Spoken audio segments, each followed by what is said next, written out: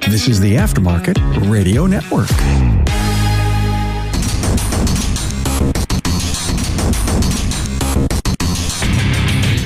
Welcome, everyone, to yet another episode of Diagnosing the Aftermarket A to Z.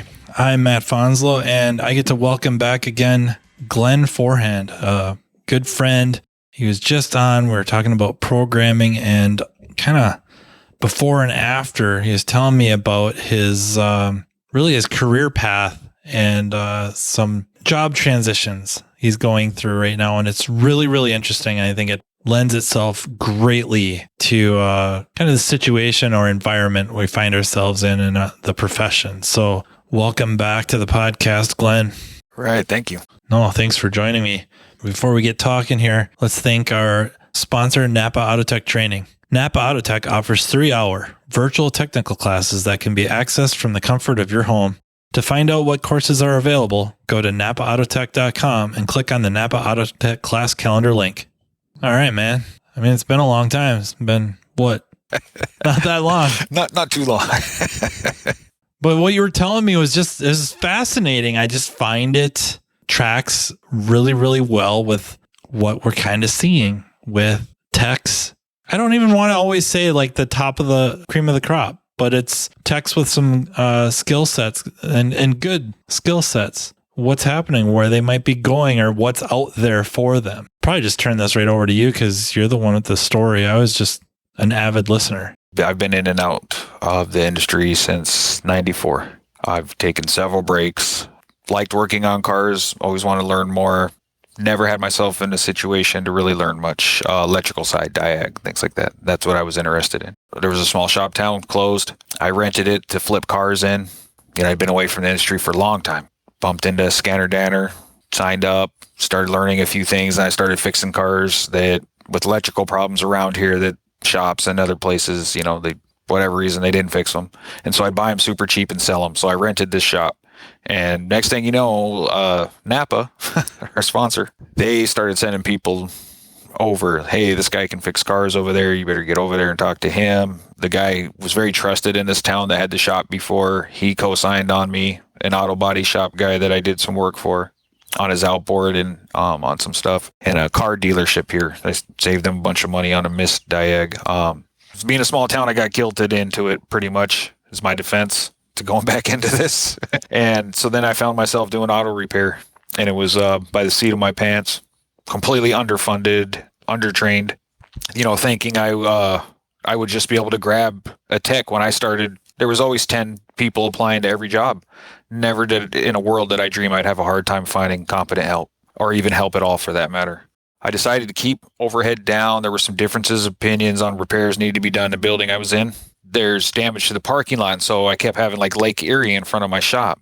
So everything I put on the hoist, I'm getting rained on, even on the few nice days we get. And so I said, well, I'm going to move this shop. So I find a place 8 miles out of town, was going to go into that place, and literally as we're moving it in, we lost power. Floor heated shop, middle of winter. It turns out the underground cable for the power supply broke. And in the meantime, getting that repaired is dragged on for months. And there actually is power back onto the place. But even with me wanting to pay for it and all that, just feet were dragged. So now, in the meantime, I go to work for our local casino, which is a few blocks from my house, literally. I live very close. And so I went into building maintenance there. I'd worked there before. Now I go back with these different skills, or enhanced to work from where I was before. And I really caught some attention on some HVAC stuff and some, like our, we call it combi ovens, and just different repairs where I'm calling the electrician, hey, this is wrong. I can't kill power all the time to these devices and like take them apart. If it's something that has like high voltage, even if it's 110, really not supposed to without the electrician signing off on it. So I'm just calling them and telling them this is what's wrong with it, and raised eyebrows and all this stuff. And so, now I'm already offered a supervisor position on another shift. They're talking about, hey, we know these guys in HVAC. They would love to hire you. Do you want to be an electrician apprentice? You got to go take these classes, but we want to hire you. Everywhere I turn around in there, they're trying to hire me out of the casino even. I have a different pay scale depending on what time of day I'm working, because we have differential pay. Very generous differential pay. The mean average or whatever, I get paid about $25, $26 an hour, somewhere in there, I think it's 26 and change to probably work 2 hours a day in an air conditioned facility. Like we mentioned, the rest of the day we do whatever we want. We're encouraged to do whatever we want as long as we're not wreaking havoc. We're even allowed to do a little bit of that, but I'll work valet. Yeah. right. We have this, and like they have vehicles and equipment all over the place. If I want to go around and mess around with something with the thought of maybe even getting something to run or work better or whatever, free reign, absolute free reign.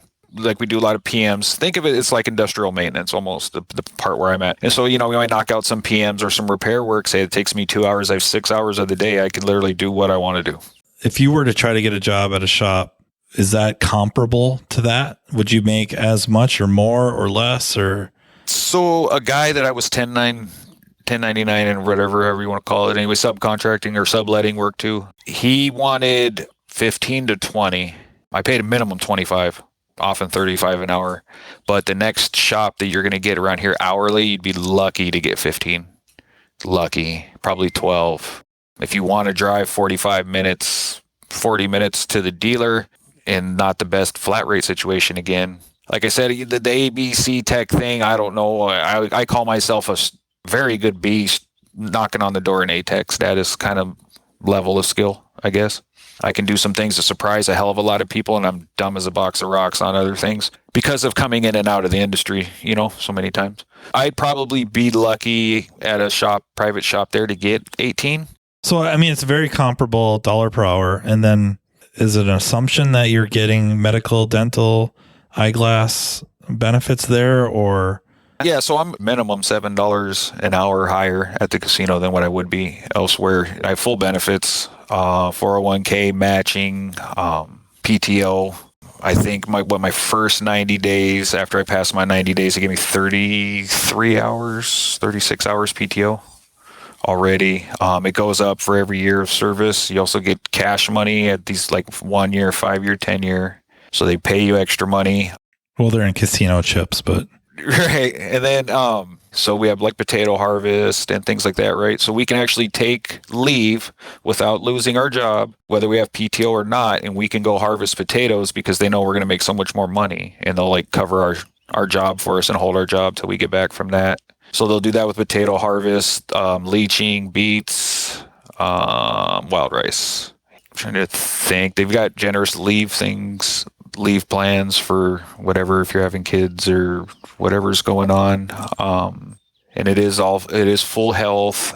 They also will give you loans with payroll deduction. Say my transmission went out and I need a couple grand to fix my transmission. They'll loan me that money and do payroll deduction several times a year. You can even have multiple loans going at the same time, actually. Did I mention it's air conditioned? It's Minnesota. It's always air conditioned. Just open the window. Right. Yeah. We're talking huge benefit difference than I could get ranching, as we'll call it, and a huge pay difference. Don't get me wrong. It's a catch-22, I suppose, but really you can make whatever a lot is per hour. But if you don't have some sort of a health insurance policy, it doesn't matter. You cannot make as much as you could spend on your health if you have a health emergency. So I think sometimes that gets forgotten about. Maybe certain shops out there do pay enough that you could go out and buy your own insurance, or family just seems so brutal, but you could, and then still be considered in line with the median income or slightly higher or whatever. I don't know if it's that many, right? I think so many rely on your spouse or your significant other has the job with the insurance, and then you're the job that pays the money. That's a heck of a gamble sometimes, right? I need to, before I forget too, I need to give some people some perspective too, because they're going to be $25 an hour, man. That ain't much money. Well, we pay $600 a month for a 3-bedroom house here too, though, renting. That comes into play on that too, and I think that makes that dollar per hour amount look different for cost of living being so much lower.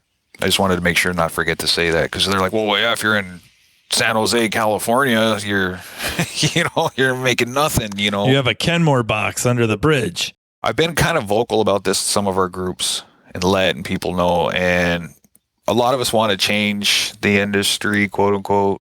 I want techs to get paid what they're freaking worth, man. That's where my heart is, and as an owner, when I had to pay a guy, I overpaid him big time, but I could afford to. So I paid him what I could afford. I didn't care what my neighbor shop was paying. I wanted to take care of my guys. So that's a perspective that I have. And I understand that may be unique because certain entrepreneurs, you're going in, hey, this is a business. I'm here to make a profit. And I understand that. I do. I still say, if you're using humans to run your business, you need to take care of your people.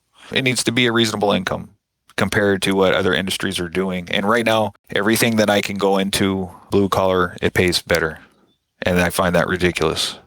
And I'm not saying that because shop owners are ripping off the techs, man, I'm definitely not saying that.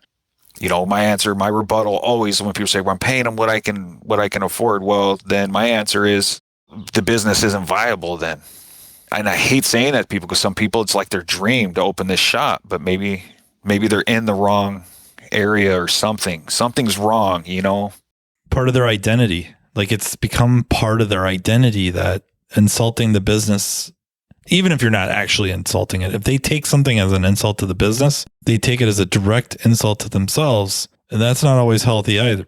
Right. No, it's not. That's what I hate about techs, but I'm sure I probably have come off that way to people a few times because I am passionate about techs. You know, I guess my big disclaimer here is I'm not jabbing at them personally unless you're looking at your tech like you don't give a damn about them. Well, then I'm jabbing at you. This is a difficult job, man. And I don't know a whole lot of shops that, or if really any offhand, that the shop owner lives in a mansion with multiple car garages and swimming pools, and you know the techs are just scraping by. You know, it's usually they're scraping along right with them. Right, and I keep saying that, like, you need a raise too. You do too.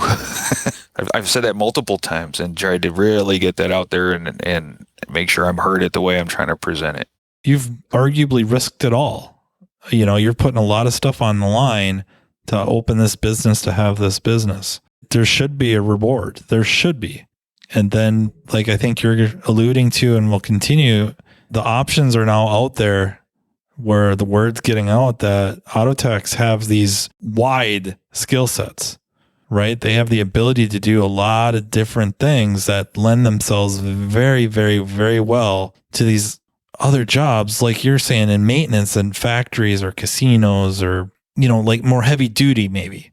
You know, it's still vehicle repair, but it's on the heavy duty side. What are you going to do when your techs are leaving? You know, you're hemorrhaging these techs to go, you know, work maintenance at the Amazon warehouse or wherever, because they have to pay up because they recognize the need for the skill set. Need the person that can come in and figure out an appliance, figure out, you know, they can do some welding. They can deductively reason something to figure out why it's not working, whatever machine, a packaging machine, shipping machine, vehicles on site. The list goes on and on and on and on. You got somebody there that can figure it out or make it work. They're valuable, and that's what we have in droves. If we can't take care of them, we're forcing their hands. They can work on cars at their house and make enough money that they can buy a nicer house with a garage and put a hoist in there, and they can do some side work for fun or just work on their own toys, and you're forcing their hands. You look at a job like mine, like, most days, I have had a busy week this week, but most days, like I come home, I'm not tired. I'm like raring to go, man. So imagine that, you know, especially if you want to do some side hustle. I mean, my God, you come home and you're like full of amped up, ready to get in there, and you can throw 4 hours down without even getting yourself too tired or whatever. And you just made your family an extra $400 or $500 that day, wrenching on the site at home or something, or mobile. I mean, that's pretty sweet, you know? So that's an option that's going to be tough for shops to compete with. It is around here. Again, going back to our programming show, it's why we're not seeing programming around here. There's not, you know, top talents going elsewhere, or guys that are hungry to learn are not staying in these low paying, you know, wrench turning jobs. You know, it's kind of a shame. Something's going to have to change. How do we get the shop owners the return on investment that they should be getting so that they can pay the techs the money that they should be getting is the big question, you know? Yeah, I think stuff's changing. It's maybe not changing as fast as we would like. I think it's changing because it has to. I mean, I've seen the labor rates going up around here, you know, $100 an hour for a long time. That was a threshold nobody was willing to break. And so our shop had been over 100 for quite some time. before we had people joining us. And it might be, they'd be right at 100 or 101. But like you're saying, that just the cost of doing business itself, forget the payroll, has gone up. They've had to go up for those reasons. And then, there are people starting to threaten to leave or open up. Well, you don't really open the newspaper up anymore, but any kind of like the hiring services or even like Facebook will have jobs pages or jobs groups, and you start ripping through some of these, and the factories looking for maintenance techs. I mean, some of these guys, when they're working nights, they're making really good money to start. Yeah, to start. Yeah. And like you said, they start them out with 2 weeks vacation right out of the gate, and benefits kick in. And now that dollar per hour is better yet. Your expendable income keeps going up because, you can make an awful lot of money, and boy, something health wise occurs. It doesn't matter anymore. It's all bad. Yeah. You better have that insurance, not just relying on unemployment or disability, but, we can insure our paycheck too and get that kind of coverage. And it's something pretty valuable if you're the breadwinner in the family. You guys should be looking at that because I don't know if you know Zach, like when he tore his bicep, he ended up losing his job at a place he thought he was stable at. He opened his own shop and, but there's a lot of those stories out there. Guys slipping discs or whatever, if you're in an at-will state. I mean, there's not a lot of techs beating down the door anymore. I guess we're not as easily replaceable, but it used to be that way where you get replaced. You could get replaced that day, quick phone call and you were out of there. I'm bumping heads with all these different trades, and we have outside contractors coming in all the time, right? Okay, like our electrician, he just kind of freaks out because we have this big oven that went down, and so we pull the side panel and quickly deduce messing with things, like the sink's popped a fuse. Okay, well, he has 15 amp fuses, he doesn't have 5. It's, what are we going to do? How can I do this? How can I make sure this is a problem? If they did a repair earlier and they thought some moisture was in there or something inside this thing and caused it, and they think it's going to be fixed now. So I said, well, we both know it's dangerous. I said, I know about cars, man. I don't know about this stuff as much, but why don't we just grab your thermal imager and why don't we put that 15 amp fuse in there just for a couple seconds and then pull it out and see what got hot, And that was like a big deal. Like, whoa, where the hell did you get that from? And oh my God, where did you learn to think like that or whatever? And I'm just like, dude, it's just normal. There's nothing special there. There was no magic at all. It was just to me, it was common sense, And so then I'm like, well, did you trace the circuits or anything? What does this go to? Where's the brain? If we're worried about frying something, and it's like, well, no, well, how are you going to diagnose it? Well, I was going to put another fuse in and just let it go. And I was like, wow, that's like acceptable, And they were like, well, yeah, but I'm stuck with this 15 amp. So I said, well, did you trace the circuit? No. 5 seconds later, well, here's your problem right here. Here's a wire that's got a nick in it and it's all green and crusty. And there you go. Follow it up to this junction block right here. And you can see it's a little discolored there. So, and that was it. So we just did a workaround, tied in there, boom, put the thing back together. Worked great. I was like, you're going to put the amp clamp on that wire, and see what it's drawing in case that 15 amp fuse is going to get us in trouble. Oh, no, we're good. It's good enough. If it breaks, they'll call me again. Like, that's what's in the industry, man. Like, that's what these guys are going around doing. So there's no diagnose it. Their butt wasn't on the line if something else messed up and it turned on. I can leave now. If something else goes, you have to pay me again to come back. My jaw dropped. I couldn't believe it. So what you're saying is if you worked for them, they would lose money. I guess so, man. Yeah, really? I guess so. And there's been a few things there. I won't keep boring you with the stories, but there's just been a few things there, and they're like, like, how the hell did you fix that? And I'm like, well, what do you mean? I'm looking for a signal on control to this, that, or the other. Why isn't this like I'm putting my hand on a relay? It's not clicking. I got a problem. So I know it's back this way. And they're just, I don't know, looking at me strange. Like, isn't this like common sense? And vehicles. It's a casino. They've got a ton of vehicles. Just going out there fixing little stupid things every once in a while. They're acting like we're gods or something. Well, and if they had the room, they might even set you up with a small work area with a hoist and everything. Right. But then, and then it comes to a question, though, should I do that to myself? I was kind of wondering, like, where does this go? Because I'm thinking of just tech. Maybe they're like you said, something happened where they lost their job or they got fed up. Probably more likely that one, the latter. They got fed up. Just saw the ad. I'll go work here in maintenance for a while, and then just kind of be able to stay above water here for a bit, and then maybe I'll find another shop, or maybe I'll just go into business for myself, right? And then you get there, and all of a sudden, you're kind of wrestling with if you ever want to leave, right? Steady paycheck, you got the benefits. For the most part, enjoy the job, or it's not overly challenging. They really like you. And like you said, you got energy when you got home. You probably have money. Do something in your garage to fix it up to do a couple of cars or a car a night or something. Helping out friends or neighbors. And what would be the attraction to go back to the shop? Because the politics are probably far less. And I suppose just the general condescension of the motoring public, right? They just don't hold us in very high regard. And there you're kind of behind the scenes. And if they do see you, you're a freaking hero. And like how many times we've had customers that had dumb little issues and their car wasn't starting or whatever, it's 30 below and they're like, oh my God, my blower motor ain't working and I spent all my money at the slots and I can't get a hotel, or what are they going to do? Well, the casino's it's not even my car anymore. They have the title, but and I've seen a casino actually put people up for free a couple of times, try to help them out. But I'm like, I go under there and whack, your blower motor's on. There've been so many just weird little things, especially like on their equipment too, just walking up to it. Like we have a gravel spreader to throw like sand and stuff down in the parking lot. And of course, we had an ice storm and it wouldn't start. Call Glen, see if he can do something. This was actually the last time that I worked at the casino, and I went over there and it was just a stuck float or something stupid. Got it running. Smacked the carburetor and... Yeah, so they bought me dinner, because... like the guests are, they're going to get sued. Everybody's sliding and falling everywhere. And now the sand, they can throw some sand down. And they constantly getting poached, though. Like outside HVAC people are coming in and you might jaw jack with them for a minute, or they'll call us kind of back up if they need a hand or something.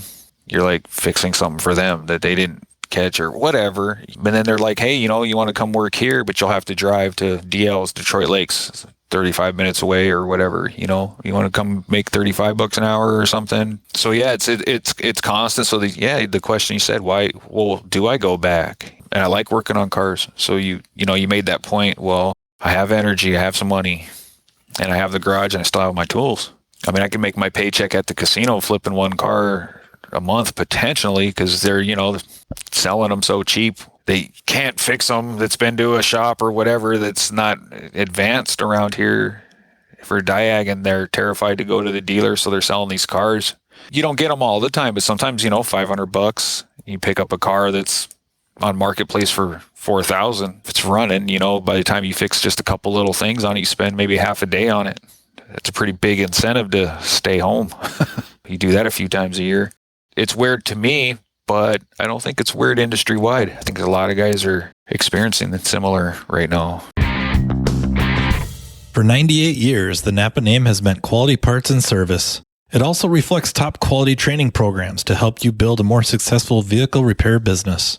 No doubt, the technician shortage is impacting everyone, but you're not facing this battle alone. Napa has the solution by making Napa Autotech training available near you. Napa Autotech provides automotive aftermarket technicians career development opportunities through structured, disciplined, measured, and high-quality technical instruction, no matter the technician or service advisor's skill level. This instruction enhances understanding of vehicle systems, increases first-time repair capability, and overall customer satisfaction. It also prepares technicians to become ASE certified. It's a fact technicians who receive training to improve their knowledge and skills have a higher sense of job satisfaction. This reduces technician turnover and increases productivity, directly improving a shop's profitability. It is vital to the success of a shop's business that today's technicians are equipped to diagnose and repair today's complex vehicles. With our ever-changing technology, the technician's knowledge and skills need to be updated and refreshed on a regular basis. As you labor over the decision of whether to send your techs to get their skills sharpened, keep in mind, Napa Autotech training is an investment, not an expense, and it's available to all. Much of Napa Autotech's training is offered in more than one format to accommodate varieties of learning styles and training preferences so each person can maximize their learning. Whether you're more of a hands-on person or enjoy learning at your own pace, Napa Autotech is here to provide you with the training you need in the format that works best for you. To learn more about what Napa Autotech offers, contact napaautotech.com. I know a guy he was a dealer tech, and he left in a fit of rage, drove straight to they make indoor fireplaces, gas fireplaces, and he gets a job right away, and it's less money per hour. But within a short amount of time, he's making more now because even though his rate was lower, his hours are consistently. And you show up at, if you're working, and I imagine he probably didn't start out on day shift, but if he did, you're there at, a little bit before 6 a.m. and 2:30 hits, you're done. You're out. It's pretty rare that they're asking you to stay late. And if there were some issue, it's time and a half. No questions asked. And granted, maybe that's the difference between a big company and a small business, is that if you're having to stay late to fix up this car, is the owner kind of barking at you because, hey, you know what, if you wouldn't have been dragging your tail during the day, I wouldn't be paying you overtime to finish it up or something like that. Where there, the pace is much lower or slower, I guess. And it's really no question. If you're there late, you're getting paid overtime. And he found out that it was easy. And I tried so hard to get him to come work in our shop. And he's just done. Like, no, I want nothing to do with that ever again. And I wasn't going to pay him flat rate or anything like that, but he likes that environment now. And it's like we ran out a really, really good tech. Yeah, and that's horrible. And how many times has it happened today? I fear a lot. I'm sure there's always going to be some indies involved, but is it the dealers, or, are they really mistreating them that to the point where they're not leaving the dealer to drive down to the indie shops that are crying for help? They're just done. They're out. I think a lot of these guys are talking to people in other trades, man, and learning what their options are by and large. I think the only thing keeping it from being a larger exodus is the fact of the uncertainty going into another trade where, hey, I've reached a certain level in auto. Us older guys anyways can relate. There's a lot of pride and ego. You come in, you're the man, that guy's got a lot of skill set. Not all of us are pretty darn humble. I am, because I haven't earned those stripes yet, so I'm still humble. But every time about time I think I have something figured out and I'm pretty good at it, a car shows up immediately to put me in my place. Right. I don't know how people can do it. I don't either. Wouldn't that hinder some people from going to a new trade, though, where you're back to being the green guy? I bet you that's one of the only things keeping a lot of people in, man. Well, I think there's situations too where I've had people hired, if you will. I've made them the job offer. We've agreed to terms. They've accepted the position. They are going to put in their notice. And then they kind of ghost. And I have a feeling a lot of times it's the shop they're at right now. They are the top dog. They're the go-to guy. They're the one that, figures it out or makes the big decisions. And they're coming into a shop where they're not going to be the top dog. And I'm not even saying I'm the top dog. We got other techs, they have their domains that they are, the authority, and you're coming from this shop and you're not going to be the authority, at least not starting out. But then how do you grow? That's my question. It's an odd ego thing, because if I show up and I'm not as good as I hoped I was, chances are this is the path to get way better. Right. I tried to tell my daughter to go to a different college so that I wouldn't care to be a tire tech there. Around here, I can't name a shop. There could be some, and I just am unaware of them. But I don't know what shop supports higher learning, believes in tooling, and will treat you halfway decent. I know your personality from, being online and everything, where I think, if you have another tech in the shop, you can have those conversations where a guy's like, hey man, here's all my tests that I did. Here's my results. And I'm a little stumped here. I feel like you would nudge him in the right direction, if not a lot more than that. Well, first I would try to make you cry. Well, you probably would every day anyways. I'm going to belittle you for a long time.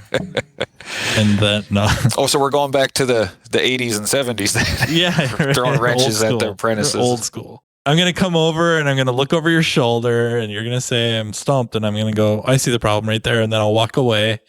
No. Yeah, see, I'd weld your toolbox shut. So.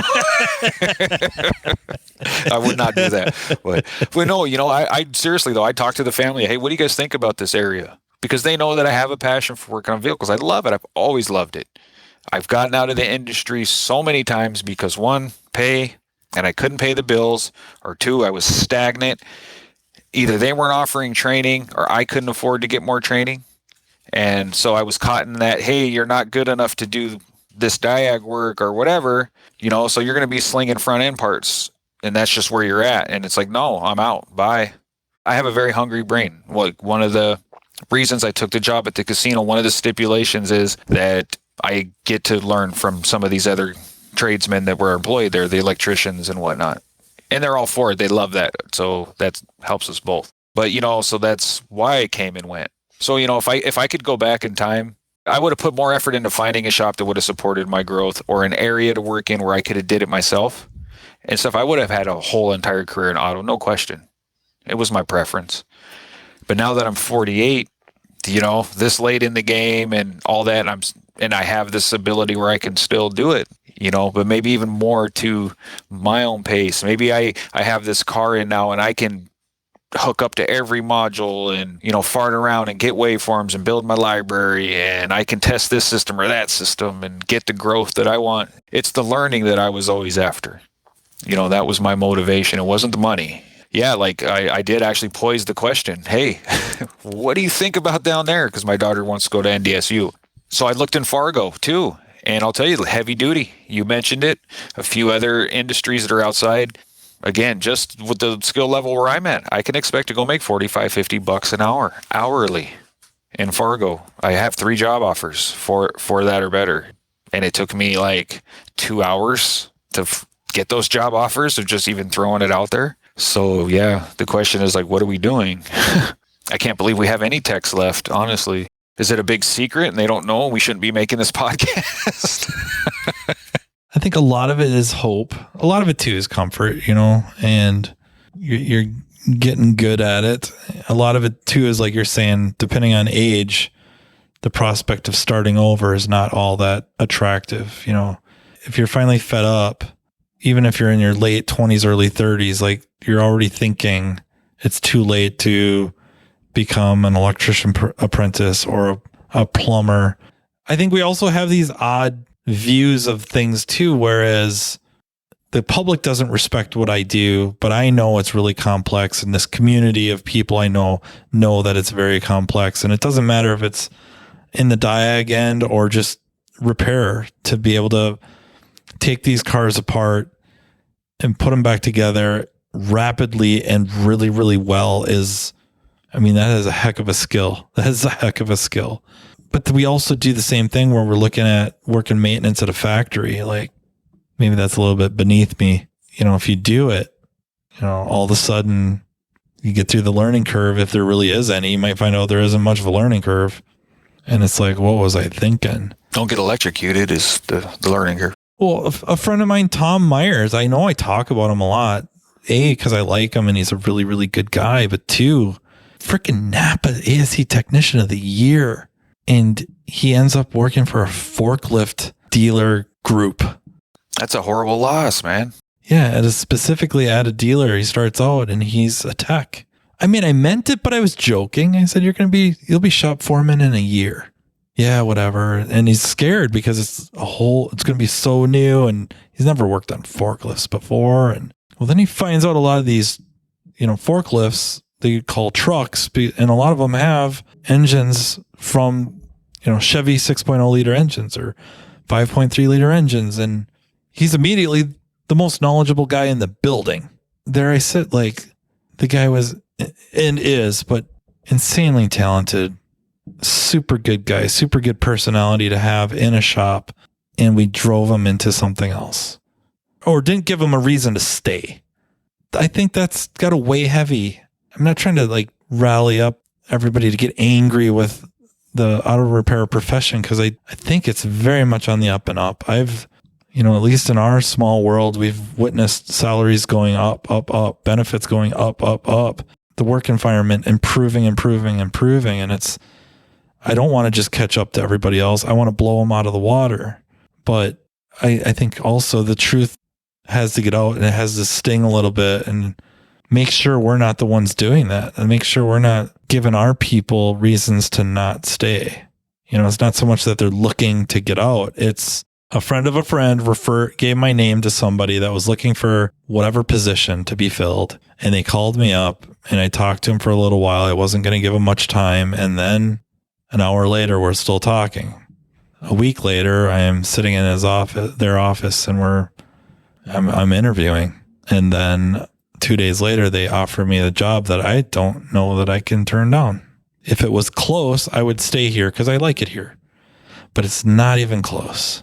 And sometimes the numbers are that we got a ways to go to hit some of these numbers to be able to give you that kind of money. But other times, I got to believe a well-run shop where you're at could easily afford to pay you more than $25 an hour and some way of providing health insurance or take the sting out of it in the 401k and, make work a little more enjoyable where it's not so much like you got to bust your tail to crank out enough hours to get this number.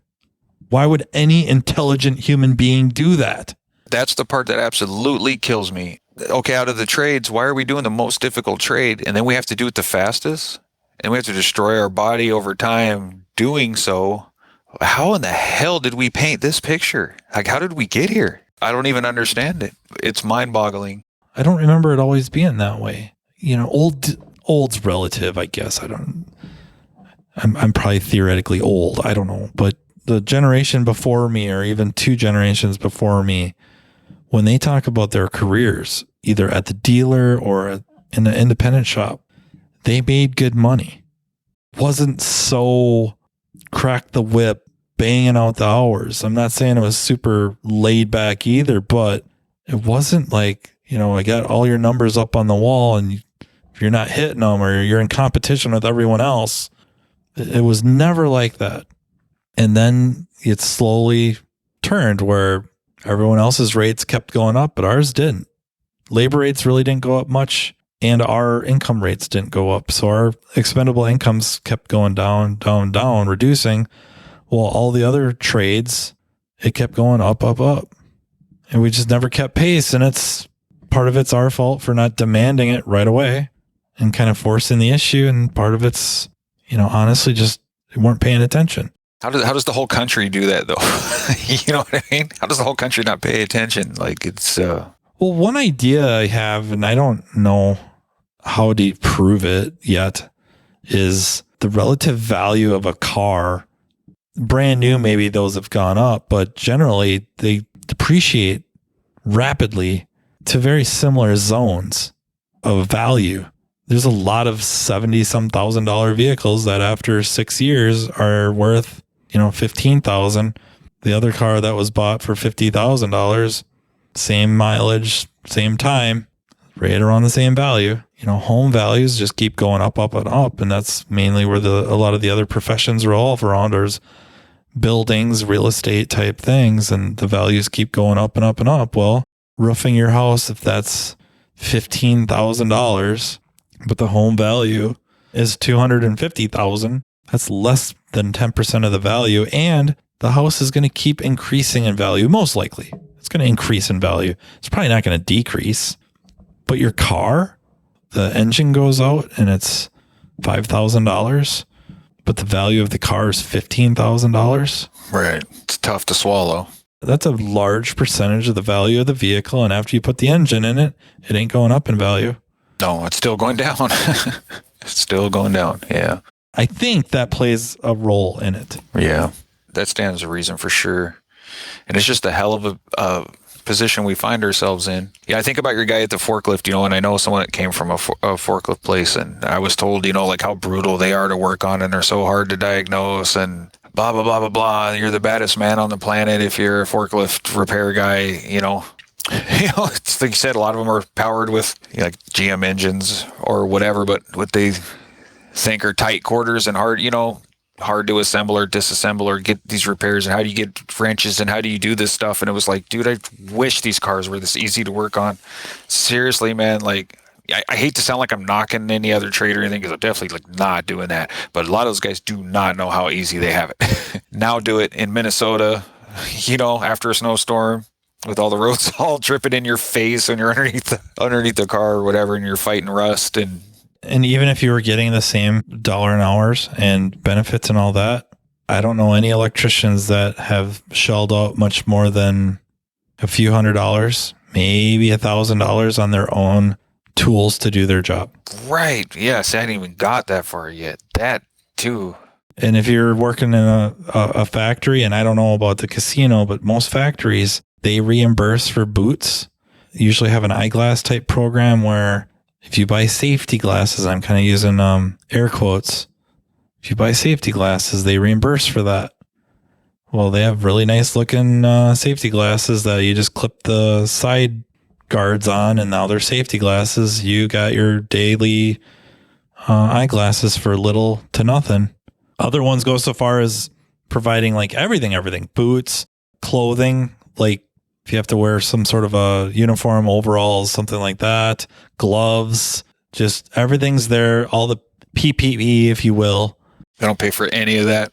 Tools, we have to have a little bit of tools, but like most of the stuff in these places, like one of the, I don't even know what they call, like an 11-in-1 screwdriver does like 90% of it, like maintenance stuff, your daily stuff. Then things they have to do in the shop or whatever, all the tools are like on the wall, and there's toolboxes in there and whatever. If you don't have something, you just tell them and they get it. They go buy it.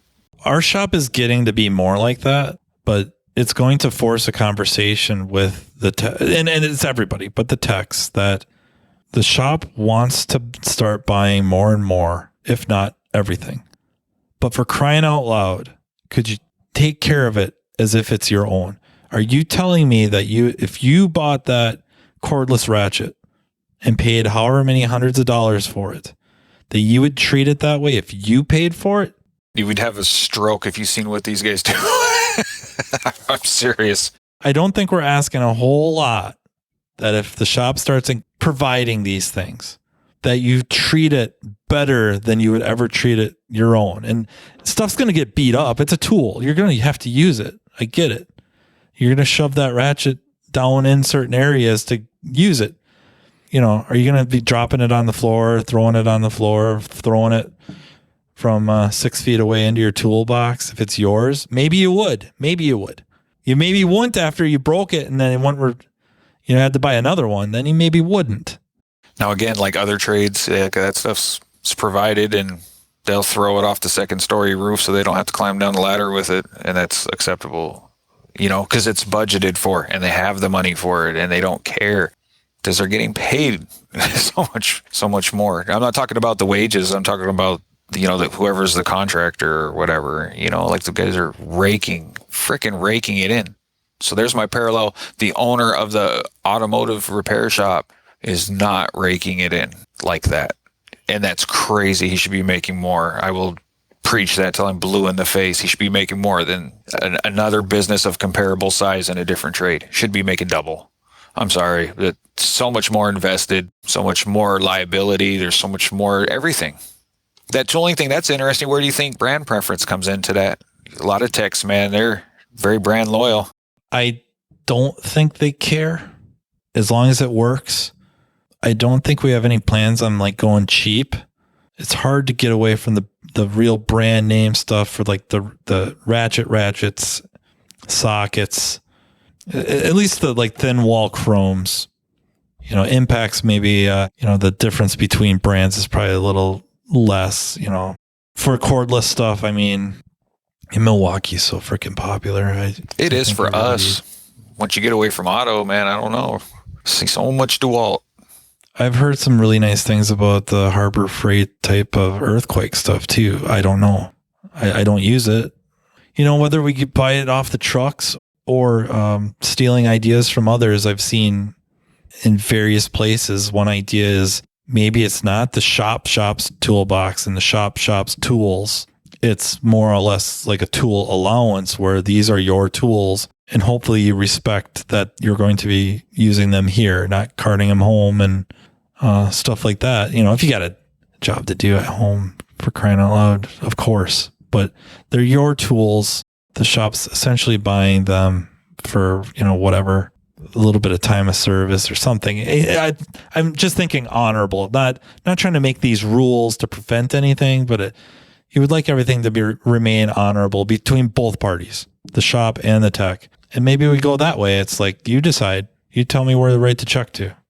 Okay, so if you had like a shelf in the back and that's where all the impacts were, or this or that or what, then, our guys at the end of the day putting the cordless impacts back there, and they're not putting them on the charger, or they're not, you guys start pissing each other off and you get a pissing match. And that's what I see at work constantly all the time. I keep my Milwaukee stuff in my locker.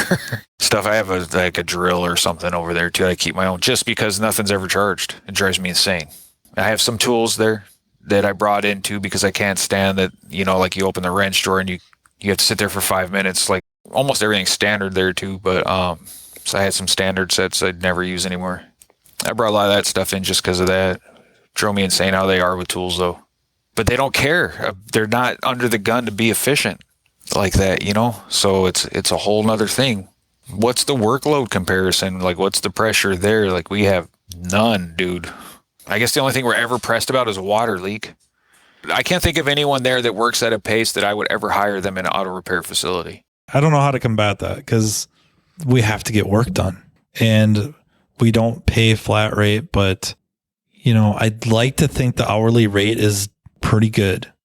We have a profit sharing program set up where, the shop makes its nut. And then after that, everybody gets a little bit of piece of the profit after that. So we break even and then everybody gets a little bit of a piece of that. And the idea is there's only two ways for the shop to make more money. Two reasonable ways, right? Okay. One is we work on more cars, fix more cars, more ROs per month. That's how, or day or whatever time frame, more. Or we make more per car. So higher ticket levels. That's it. Those are the two ways. What is going to be your contribution to one or the other or both? And it could be, I'm going to be more efficient. I'm going to get more work done per day or more productive. I am going to help bring in more work. However that may be, every contribution to those two things that drives up the ethical profit. And I stress this. I know, the grand scheme with economics, ethics doesn't really play a role. But I think in the spirit of things, anything that contributes to the ethical profit of the shop benefits everybody. Depending on your role and your contributions, we tweak those numbers a little bit. So I got the guy over here that, the tech, he or she just cranks out high quality work at a high rate, very productive. Maybe they have a slightly higher percentage than somebody else that's doing less work, but it's still high quality, but then maybe I got somebody over here that they shine on inspections and they find legitimate work and they're really good at it and they're really good at documenting it and making it easy for our service advisors to present it and sell the work. Like, just trying our best to be fair. And that bonus check, there's really no ceiling, right? There's no level we're going to hit. Like, okay, that's enough. My goal would be at some point, everybody, like their base rate, they don't care if it ever goes up. Wherever it's at, it's where it's at. That bonus check. And it involves everything. Can I help her with this? Can I help him with that? What can we do to make this place hum more?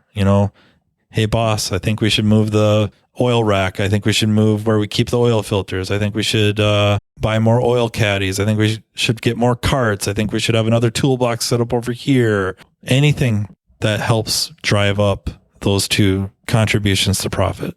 That is a good motivator with the right mentality. But you wonder about the youngsters, though. Are they going to go for that the way we did? We came in and we had 10 people in line behind us waiting to take our job. And so we were bred for efficiency. And our background was, the greatest generation, the World War II vets. And man, they were freaking tough and you better be a hard worker. You got me beat by just a little bit. You look way younger than I do, but I don't know about that either. I'm glad they can't see us. They're looking though. Right now. So the younger ones, okay, the ones that we have bought into it as well. And I think for them, it's like the ethical stuff means a lot to them. It does to me, very much so, yes. More than I would have ever thought. The ethic thing for me was, I don't want you out there selling stuff people don't need. If that happens, I'm going to deep six this program. I'll give you all a couple dollars an hour raises and then forget you. We're done with it, yeah. Yeah, that we're not going to go down that road. That's not how the reward system is going to work. We're going to find real work. We're going to do good work. It's not so much pressure to get it done faster. Get it done as fast as you can while doing it really well, because if it comes back, everybody loses a little bit. You can't make that time back. So hooray, you replace that alternator in a third of the time that it called for, but it came back a week later because you forgot to do this or you forgot to do that, or you did this, you tightened it too tight because you were just ramming everything home with the impact, or who knows, whatever. It just went upside down. You're not on flat rate, so you won't feel the whole brunt of it, but everyone's going to pay a little bit. It's going to hurt a little bit. It's definitely, you created the environment where it's not cool to have a comeback, for sure. You know, not that it ever is, but like definitely not when your people are at the end pushing for that bonus. The mentality is, of course, to try to stay busy. Just do everything as quickly as you can while maintaining high standard of quality. And then let's worry about finding legitimate work, selling it, standing behind our work. And can we get more cars in? Yes or no? Should we try to get more cars in? Yes or no? Sometimes the answer is no. Sometimes it's like, nope, start scheduling it deeper. We don't need to get stacked up this bad to try to hammer out this work because it ends up biting us. And you can see it. However, comebacks go up, average tickets go down, and it's always a balancing act too. Maybe there's shops or managers that have it all freaking figured out. I don't. But we don't want, the people that are pumping out the work, it's already in the back of their mind to work efficient. We don't want to stress them out. Then it's the quality of life thing, that is bigger post-COVID especially too. But people are like thinking about that kind of stuff. Like you said earlier, I would rather not have people going home and just essentially crumbling into the sofa or into the recliner or whatever, that they're just whooped. I would much rather have a good productive day, whatever that is, 80%, 75%. What's fair for tech efficiency in the ideal scenario? If we could get the industry where we rightfully should be for compensation and everything else, I mean, what is fair to people these days? If we said, okay, look, we get to redo the auto industry today, how hard should we be pushing our guys?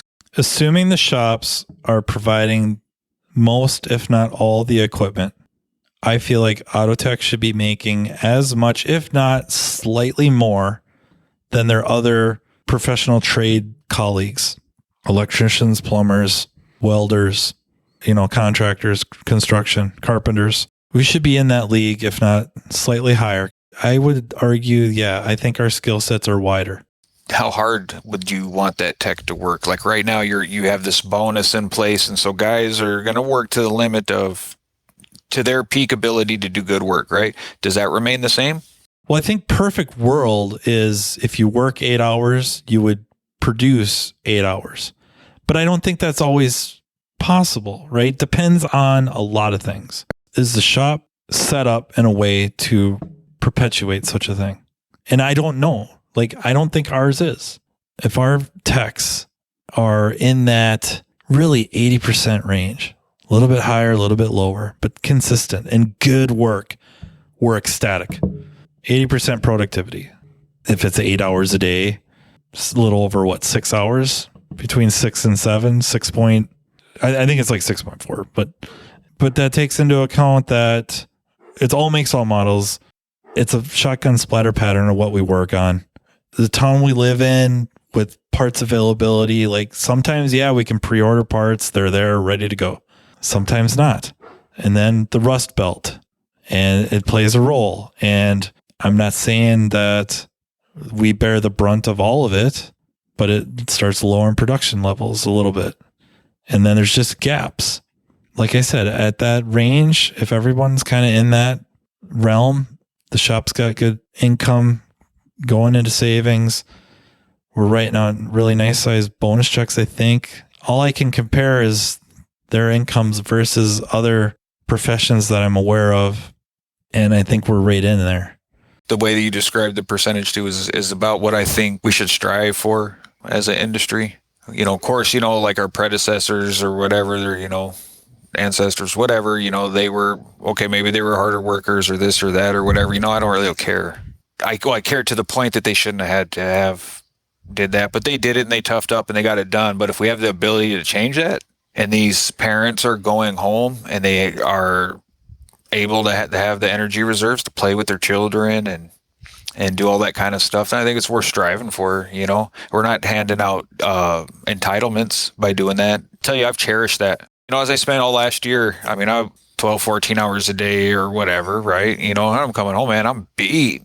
Now I'm coming home and I'm chasing my 3-year-old around. He's not chasing me. And there's days there, like I put in a solid 8 hours. They don't ever ask us to do overtime, hardly.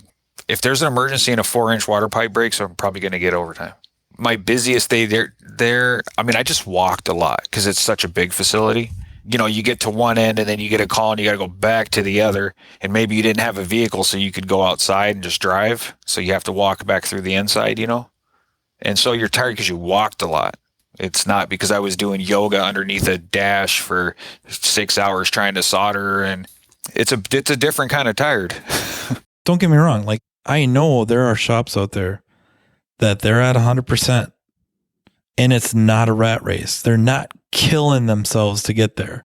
Whether it's the shop setup, I think one of the main reasons would be is probably a limited car lines. They're only working on a few car lines, or they have car line specialists. The overwhelming amount of work that they do is a certain type. And it wouldn't matter what. It doesn't have to just be brakes, which we, put into that gravy world. It wouldn't have to always be just that, but it's where there's the ability to become familiar to the point where they see the car on the ticket or they drive it in and know what they have to do, that they're literally going to their toolbox, grabbing what they're going to need, putting it in their cart, and they're pretty close to right. There's no back and forths. There's no I kind of know what I have to do on this Land Rover. I did one 6 months ago. Oh, I forgot okay. And I'm not saying that just tanks your numbers either, but it's little stuff like that costs time. You're losing, 1 minute per step and there's 60 steps. You just cost yourself an hour. I'm not bad mouthing anything. If the shop is set up to perpetuate 100% productivity, great. If it's not, but everything else, the numbers work out where everything's profitable and you can pay yourself and pay your employees well. And it's not just well in your imagination. You can do the research and find out that you can go, that there's nothing wrong with running 80s either then. Because I'm sure there's plenty of shops out there running in the hundreds and they're on the brink of collapse. And there's other shops out there running 60% and they're killing it. And coming from a lower class background, I don't want to see labor rates to where those people can't afford to get their vehicles fixed anymore. I don't want to price them out either. So how much of the responsibility goes back to the manufacturers? You're the ones doing this, man. Well, and the government, because they're making the emissions rules, I guess, too. Did they have to come out with a cheap car line or something? Because if we're going to get to the place where our worker bees can't make it to work, that's what I'm concerned about that. Because right now you were talking about the $100 benchmark labor hour, right? To pay for everything. I think we need to be at 300, man. It'd be hard for someone to convince me that we don't, but the byproduct of that would be all for little towns and little areas, people would be able to afford to have the equipment. They wouldn't be stressing out getting programming equipment, What you're talking about to me, and I don't think I have nearly the knowledge required to even remotely answer it accurately though, but that screams to me the strength of the middle class has been degrading over the decades. Oh my God, so much so. Part of it's political, and I pick your side. They're both guilty. I don't know if it's true or not, and that's why I hesitate to answer the question, and I don't present this as an answer. It's an idea, but just kind of listening to Professor Scott Galloway about it is that the middle class isn't formed by accident. There has to be an effort to create it. Now, I don't know if that's true or not. I don't want to make it sound like I'm answering this, but that's an intriguing idea to me, that the middle class, there has to be an effort to create it and to strengthen it. And if that's the case, then what you're talking about, it's very important that we do, because that will give them the ability to afford certain things that are needed to function in our society. So in many places where you live, you need a vehicle. And so you have to be able to afford to buy one, whether it's new or used, and you have to be able to afford to maintain it. You know, the businesses have to charge what they charge to be able to afford to offer the service. So to me, it's maybe certain businesses can pop up to, see a need, fill a need, but at some point you can't afford to do it. I can't afford to work this cheap and do this job. I'm better off pricing myself up higher, going after the higher end income earners, and then trying to do some, donations or charity for a limited number of people, because that's what I can afford to do, rather than can I open this business that targets the lower income earners. And I worry that at some point you can't anymore. There's no reasonable way to do it. So now it becomes out of our hands and more, we'll just say societal. I don't know that you can just go after politicians either, because they're supposed to represent us. And if we're not pushing for such things. You said supposed to, so right. That could be another podcast. Yeah. Oh boy, could we do one there too? And I agree with the professor. Middle class has to be created. We have to do maneuvering and functioning to have that. We do. Every year it becomes more difficult to repair these cars. So when the average car is 4 years newer, 5 years newer than what we're seeing right now, what's the average car right now? Like a 2011 or something, or 12. So think 4 or 5 years ahead. I mean, we're not going to have to worry a whole lot about YouTube teaching people how to fix cars themselves, because they're not going to have the equipment. I don't know how many do-it-yourselfers are going to do network diagnostics and all that kind of stuff, anyways, even if they could. I think they'll continue to do brakes. So when that happens, classes are so far divided, right? They don't have the spending capital here like to go to a shop, and now we don't have the neighborhood mechanic either. So how do the worker bees get to work, and how does that help the country? When you said a lot of people need a car to get to work, or they need transportation, I think it's most people. Yeah, outside of like metropolitan areas, right? Well, you think too, though, in a lot of inner city place, like, I don't know about you, but, I don't want my wife walking home or on the city bus in the dark. In the bigger cities where people say, oh, but you have public transportation. It's like, okay, well, you go use it. I got to pack heat to get on that bus or whatever, I think there's economic implications if we don't get this figured out. When I say we, I think I mean the country. I don't think it's really debatable, because, yeah, it's very much in the best interest of the entire country, as a whole, to have a strong, healthy workforce. I think you can take whatever political philosophy you want, and there's logic to it. The argument might be how to do it, but I think everyone can agree that it must exist. You must have a strong, healthy, intelligent workforce. And, if they're going to be doing most of the production and, to quote, "It's a Wonderful Life," most of the living and the dying, would it hurt to have, whatever lifestyle? Well, man, you know what you and I do really well? We kill time. And we keep on opening these doors where it's like all these other major discussions, right? Yeah, it'll be interesting to see what happens the next few years, man, because I think we're going to see some big changes no matter what, and see what happens on how we get people like me to maybe not flee. I'm not even the important one, but the other guy you talked about, how in the hell did we let that happen? I think it might happen more than we think. You just don't hear about it. And it's quieter too, right? They're just done, and we've never heard of them, and probably never will hear of them. And they're doing something else entirely and loving it, working in a cubicle. It's a shame, because keeping people, that are driving their families in their cars and keeping them on the road and in a safe manner and everything, man. That's where I want the talent. I don't want them at the casino. People don't have to gamble. I gamble on every car. What are you talking about? Well, yeah, there's that. Our reputation and our livelihood and our freedom. Well, thank you for coming on again, sir. I really appreciate it. Really just ecstatic that you came on and shared your story like that. And well, thanks. I'm sure in the forums I'll probably get my teeth kicked in for a few things I might have said, but hey, man, I'm all for it. Change my point of view. That's one thing I'm always is open-minded, man. So I'll hear information and change my point of view if it's appropriate. But thanks for having me on. I sure appreciate it, man. Oh, thank you for coming on. Thank you for listening. Thank you for all the feedback on all the episodes and the check-ins. I really do appreciate that. If you have any ideas about future episodes or want to come on the podcast, please don't hesitate to reach out. I'm really easy to find on social media. You can also email me at mattfonslopodcast@gmail.com. Thank you to Napa Autotech Training for sponsoring, and thank you to the Aftermarket Radio Network for making this all possible. So until next time, take care. You've been listening to Matt Fonslow, diagnosing the aftermarket A to Z on the Aftermarket Radio Network. Follow Matt on your favorite listening app. He's very interested in what you have to say. Let him know what you'd like him to cover and come on the show. Matt is all for advancing the aftermarket. Find Matt Fonslow on social media and connect or on aftermarketradionetwork.com.